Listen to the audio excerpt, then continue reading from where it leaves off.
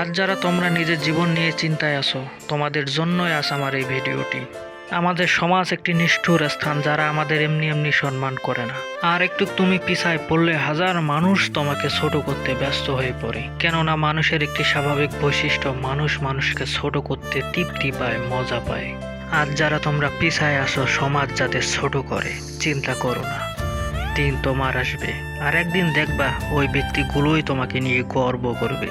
তাই জীবন যুদ্ধে পিছায় যেও না, যুদ্ধ করো, ধৈর্য ধরো, দেখবা সৃষ্টিকর্তা অবশ্যই তোমার ধৈর্যের ফল দেবে। তাই সৃষ্টিকর্তার উপর ভরসা রেখে অদম্য শক্তিতে যুদ্ধ করো, জয় একদিন তোমার হবেই। তোমরা হয়তোবা কচ্ছপ খরগোশের গল্প পড়ছো। খরগোশ অনেক শক্তিশালী থাকে, সমাজ তাকে বাহবা দেয়, আর কচ্ছপকে অনেক ছোট করে।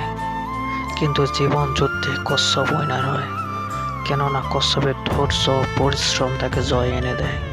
তাই নিজের দুর্বলতাকে বের করো, সেটা সমাধান করো, জয় তোমারই হবে। মনে যতটুকু কষ্ট আছে, সম্পূর্ণ কষ্টটাকে একটি শক্তিতে রূপান্তর করো, যুদ্ধ করো, জয় হবেই তোমার ইনশাল্লাহ।